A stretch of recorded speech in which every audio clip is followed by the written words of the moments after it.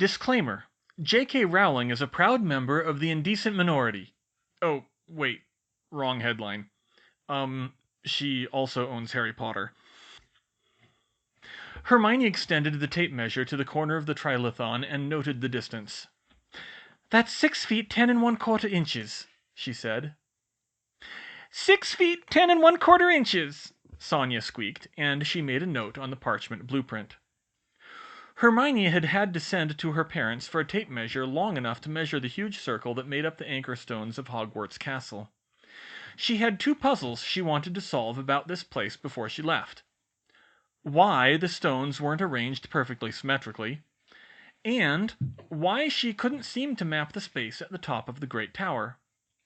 The center of the circle lay directly underneath that strange point hundreds of feet above, so it shouldn't be that complicated. The first problem, Hermione was pretty sure had to do with the alignment of the ley lines. She had pretty quickly determined that the circle was perfectly aligned with true north, and that the arrangement was reflected north and south, as well as east and west. Now she was carefully measuring the positions of each corner of each of the 6 trilithons in one quadrant of the circle. Dobby held the other end of the 100-foot tape measure, while Sonia, whose handwriting was better, noted the distances on a blueprint Hermione had drawn up. The 2 elves were helping her get the job done much faster than she would have been able to otherwise. Hermione had also borrowed Colin's camera to take a few pictures, but she wasn't going to bother photographing all of the thousands upon thousands of runes that adorned the anchor stones. She could only guess at what a lot of the runes did. Some appeared to be intended to send and receive commands from other stone circles. Perhaps there was one at the Ministry for easy access. She seemed to remember hearing about a similar arrangement in France, a nationwide network of runestones controlled from Paris, but anchored to a circle at the strongest ley line convergence in the country. In France, that place was at Beaune, a long way from Beauxbatons. In Britain, she thought it was at Hogwarts, but it was possible that was just bragging. As for the second problem, that was a little harder. She saw some runes that looked to be related to the geometry of the wards, but she didn't have time to work out the equations, so she took a photo for later. She'd already considered the possibility that there was some kind of mathematical singularity at the very top of the tower, but that didn't explain why the entire turret above the 15th floor should be inaccessible to mapping. 10 feet 3 inches exactly, she called another dimension. 10 feet 3 inches, Sonia repeated. It didn't take them long to get all of the measurements, and after that Hermione had just one more stop. She walked back over to the section of the stone floor where the runes connecting the wards to her map and the Marauder's map were located, got out a hammer and chisel, and began carving a couple additional runes. "What is you doing, Miss Hermione?" Sonia asked. "I'm adding a subroutine to detect large magical creatures in the castle. Larger than humans, that is," she said over the ringing blows of the chisel. "I realized that we've had a mountain troll and a basilisk roaming this castle since I've been here, and nobody was able to track them. The wards aren't really designed to identify animals like that, but it should be able to tag any moving object big enough and magical enough to be a dangerous beast."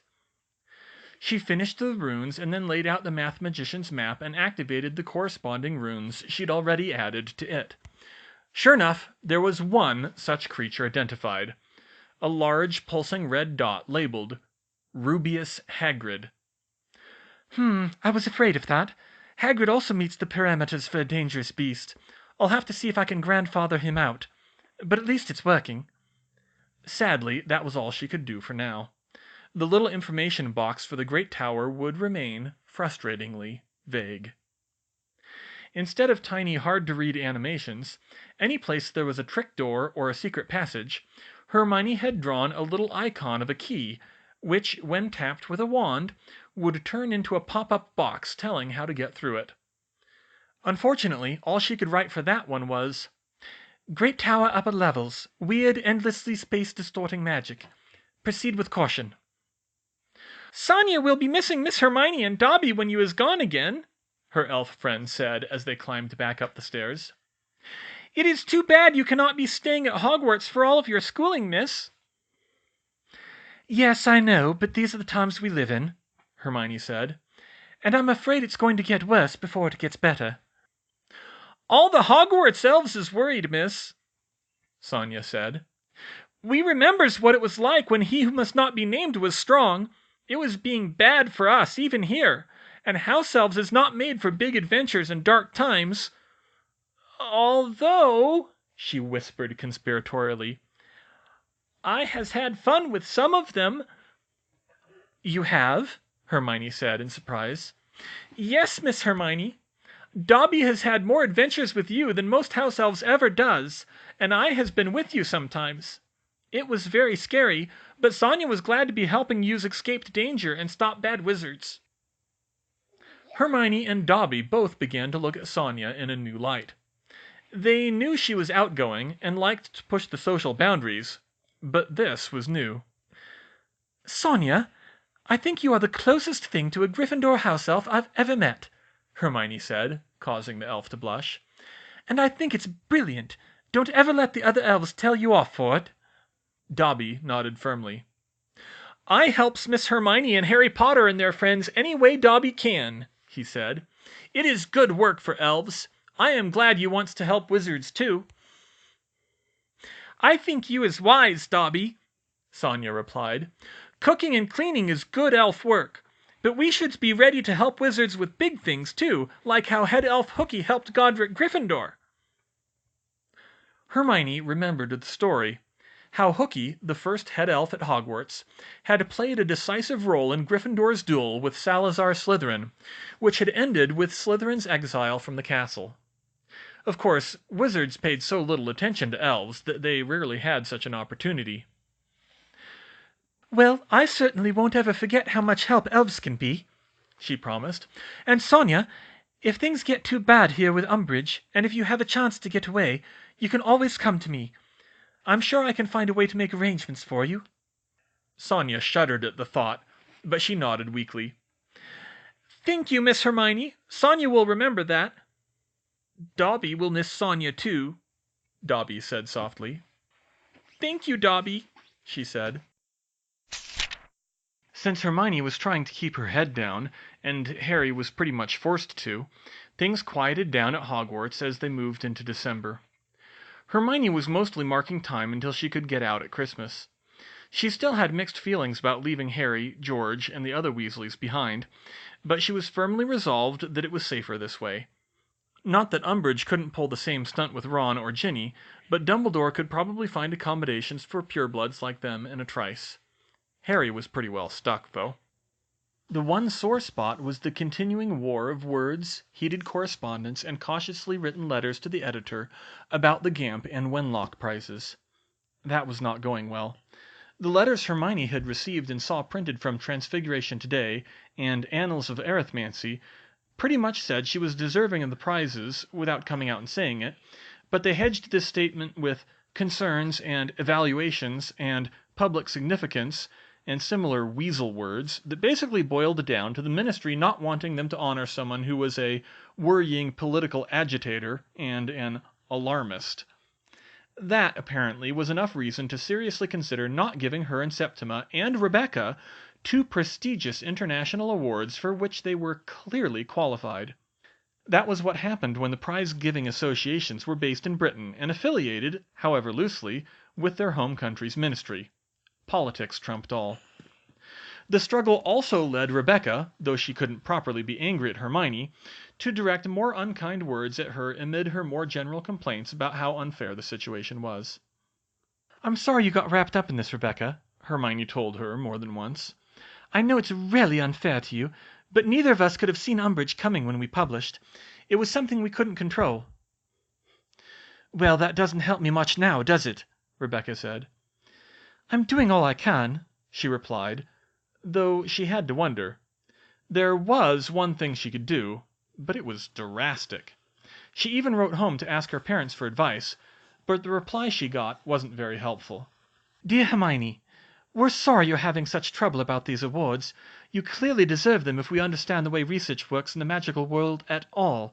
But if the ministry is determined to railroad you, there may be very little you can do about it. The only thing we could suggest is a larger letter-writing campaign like you did for Harry, but it sounds like most of the press is on the Ministry's side, so that might not help. You said your friend Luna's father publishes a magazine. Could he be of any help? Unfortunately, this isn't a decision we can make for you. You're going to have to use your own judgment. Like it or not, it sounds like anything you do will be a political act.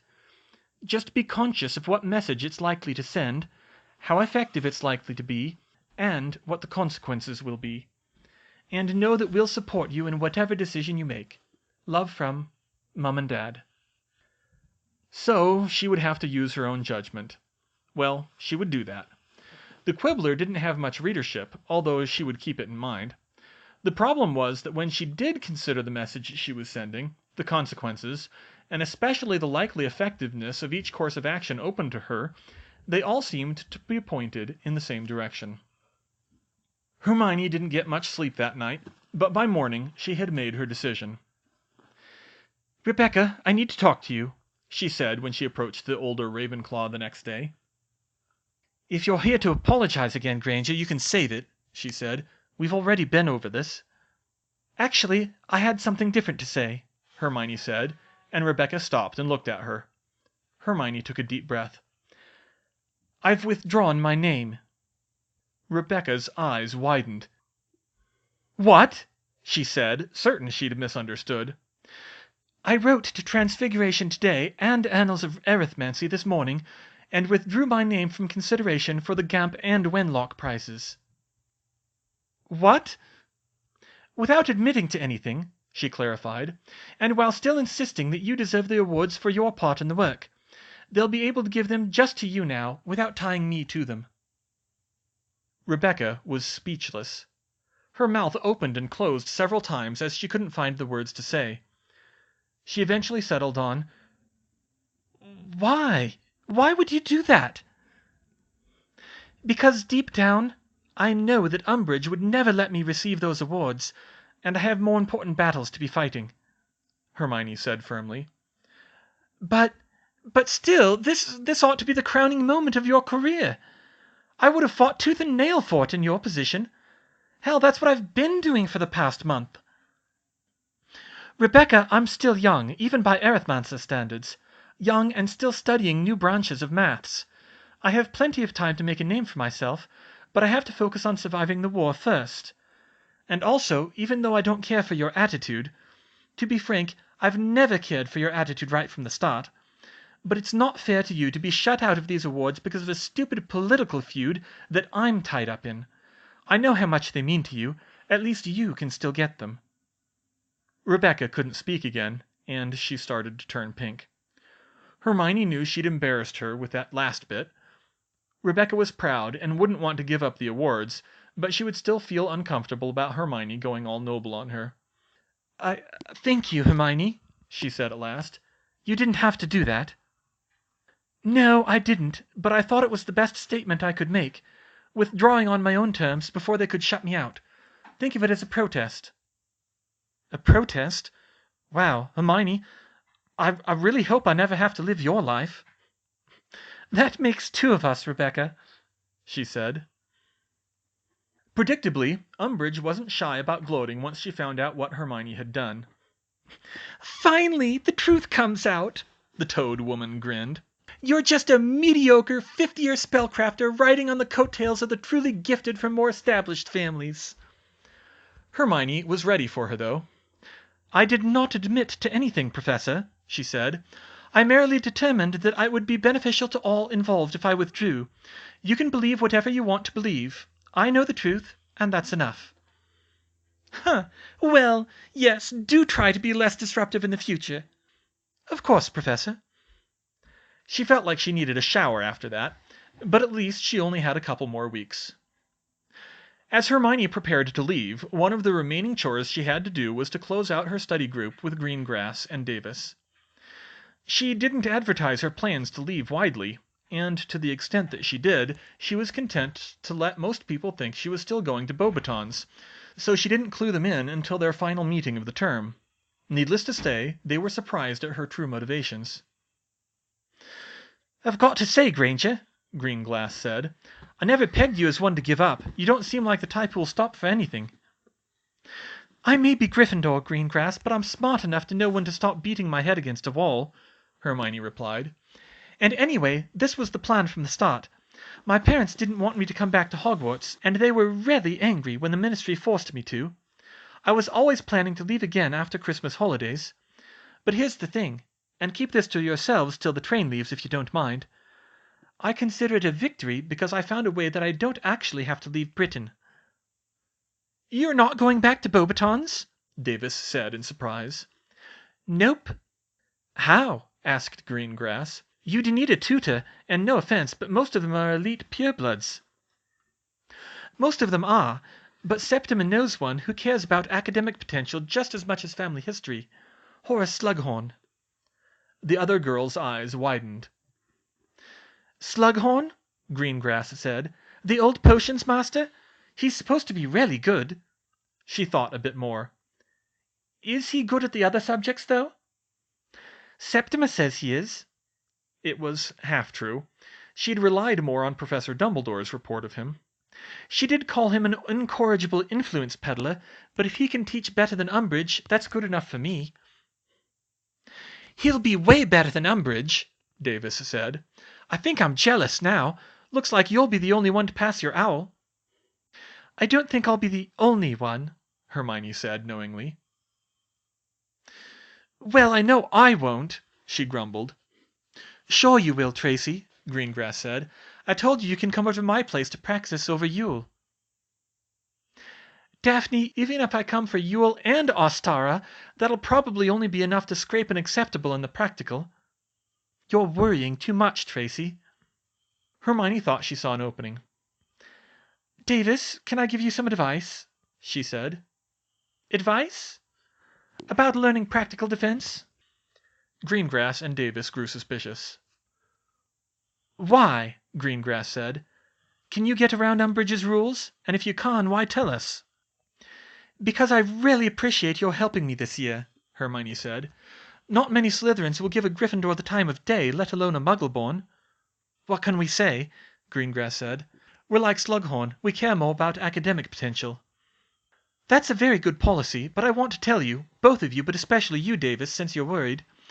When you come back for spring term, if you're still worried about passing your defense owl, and if you're willing to swear yourselves to secrecy because, yes, Umbridge has her rules," she considered how to put it, "you can talk to Harry." "Potter!" Greengrass spat. "Are you balmy? You're one thing, Granger, but Potter is persona non grata in Slytherin." "All the more reason for secrecy, then. We have ways of keeping your involvement from becoming known." "We?" Greengrass said. "That's what I said." "And Potter would be willing to help us?" "If I put in a good word for you, I think he will." "What if we don't want to pick sides, Granger?" Greengrass said, more carefully than before. "You'll have to pick sides sooner or later," Hermione told them. "If you really believe Voldemort is back," they flinched, "which I think most of Slytherin does in private, you'll either be for him or against him. He thinks in absolutes." She let that sink in and saw the two girls shudder. "Just something to think about. Now, any last words of wisdom about charms?" "A few," Davis snapped out of it.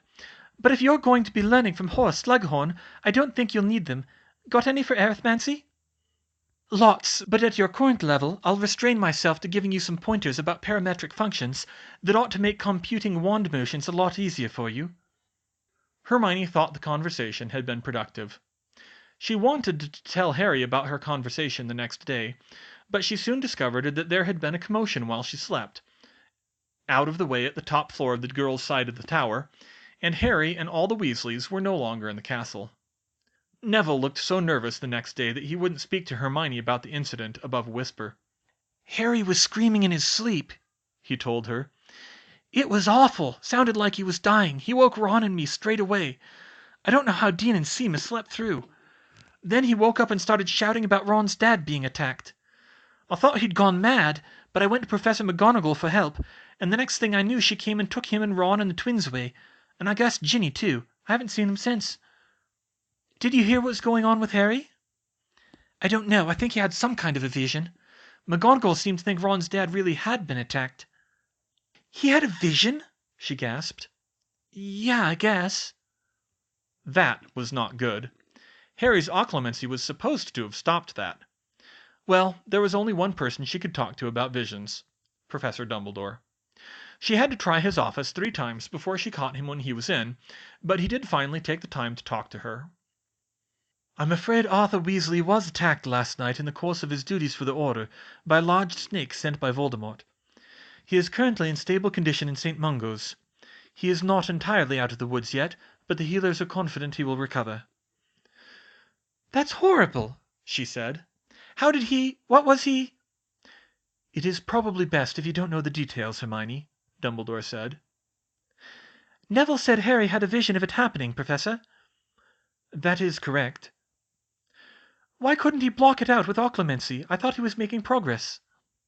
Indeed, Professor Snape reports that Harry has made admirable progress in occlumency, though he of course didn't put it in those terms. However, it appears that Harry experienced an unusually strong vision from Voldemort, quite by accident, I'm sure, and he was unprepared for such a powerful assault on his mind, especially in his sleep. I am still confident he will be able to become proficient. I believe you were worried about him keeping your secrets. He should be able to do that long before he can block out the visions. Nonetheless, you should continue to encourage him and remind him of both motives. Of course, Professor. Very good. And now I think you must prepare to leave. It is sad to see you go again, but I trust you will be in good hands. Thank you, sir. Hermione left the headmaster's office deep in thought, and after dinner returned to her dorm to pack up. She would have to say goodbye to her roommates again tonight, for all the complications that offered. Things had been different this year. Sally Ann and Lily still weren't speaking to each other, and it was clearly a strain on both of them. Parvati and Lavender were still close when they discussed fashion and gossip and whatever other things teenage girls liked to talk about. And here Hermione was spending her time inventing hexes. But those two had simply agreed not to speak about Voldemort with each other. Is it true? Parvati asked her. The rumors say Ron's dad was attacked last night. Was he? All the Weasleys are gone today. Yes, it's true, Pav, Hermione said sadly. He was bitten by a giant snake last night. I guess it was really bad, but they're pretty sure he's going to live. That's terrible, and Ron's such a nice boy. Lavender snorted. He is, Lav. He has some growing up to do, but he's nice enough. How did it happen? Where did the snake come from? Voldemort sent it. Oh, please, Lavender said, even as she jumped in surprise. Are you still on about that? Yes, Lavender, because it's true, Hermione snapped. So you say I didn't see anything in the Prophet about it today. That's because it's being hushed up by the Ministry. They don't want to say Voldemort was behind it, do they? That's convenient, isn't it? How do we know it even happened then? Or maybe the giant snake was he got it mixed up with a Muggle electrical cord. Okay, that's it, Hermione snapped. She drew her wand and pointed it at Lavender. Whoa, whoa, her roommate said. Hermione, you can't, Parvati started. Oh, cool it, Pav. I'm leaving tomorrow. Umbridge can't expel me now. I don't know what's got into you, Lavender, but Ron's dad could have died last night. All the Weasleys are gone today. You may not want to believe it, but it's happening. Suddenly she felt a hand on her arm gently pushing her wand down. Hermione, calm down, Sally Ann told her quietly. She's not worth it.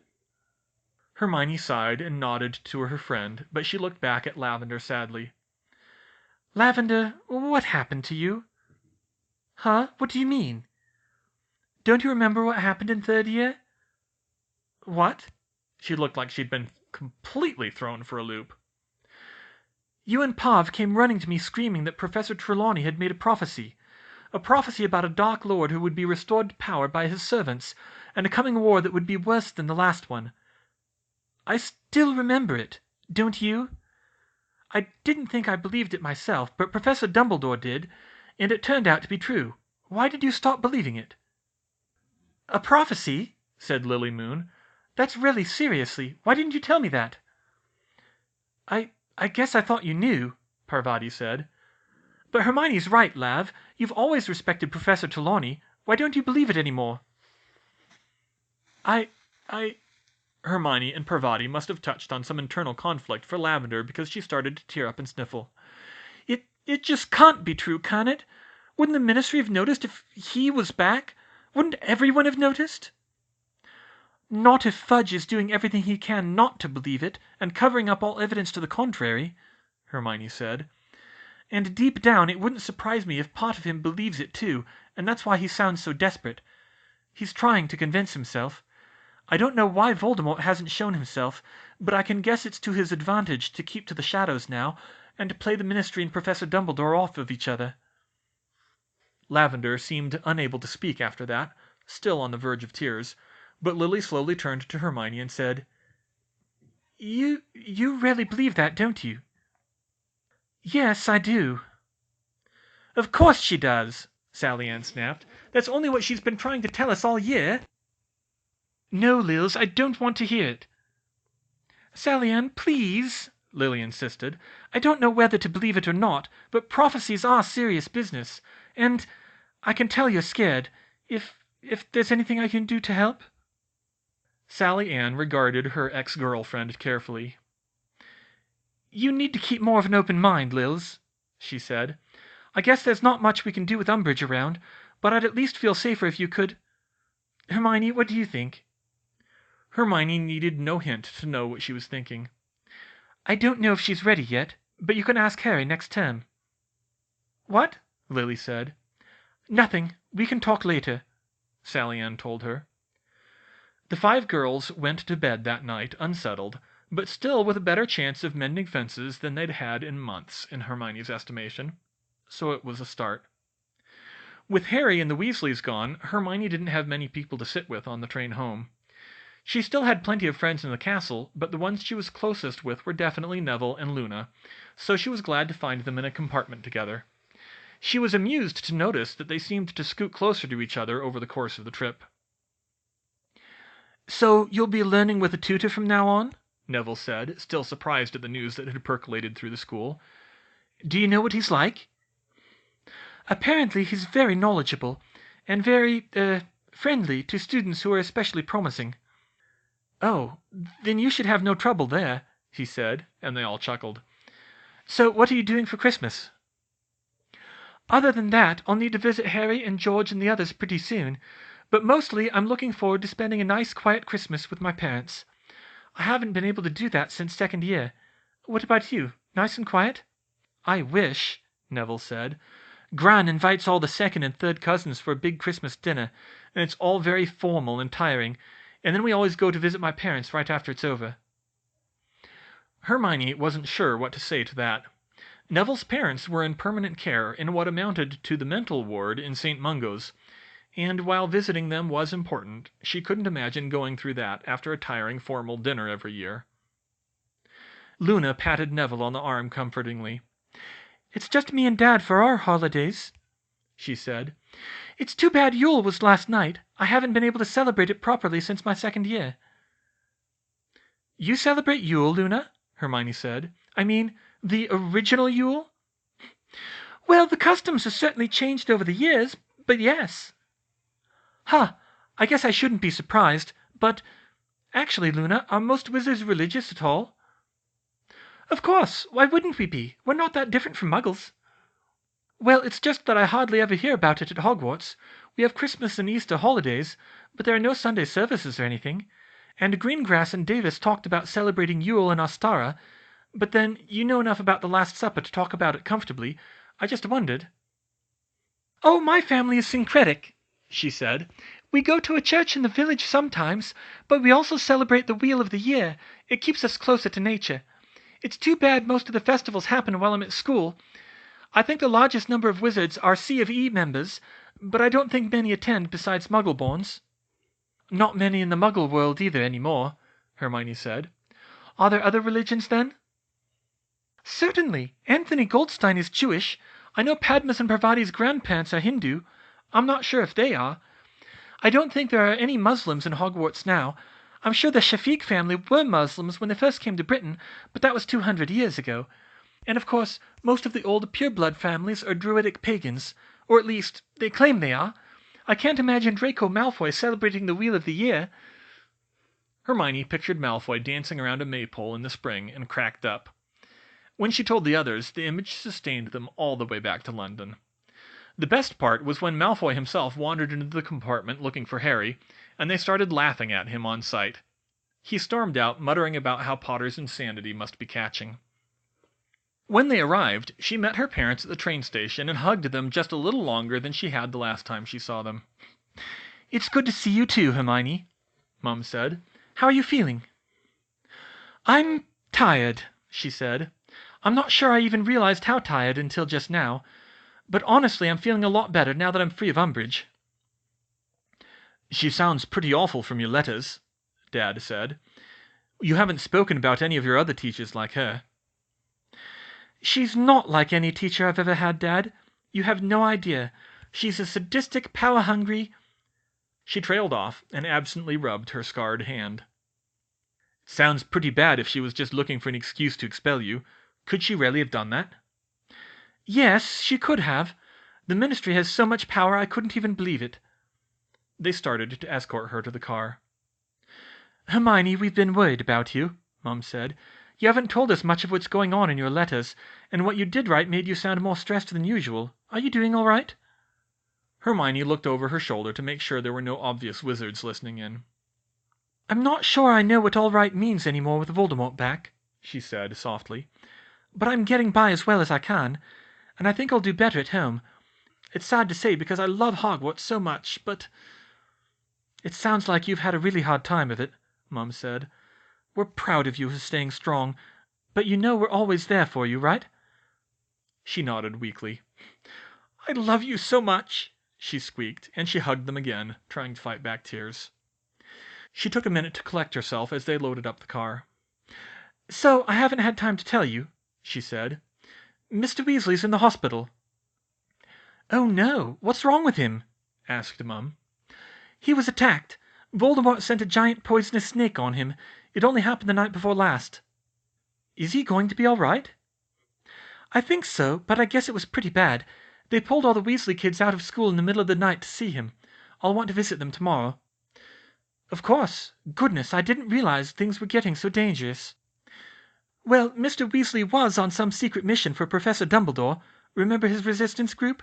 But you're right, it's getting bad." "At least you'll be home with us for a while," Dad said. "We've missed you, Hermione." "Uh-huh, I've missed you too," she said.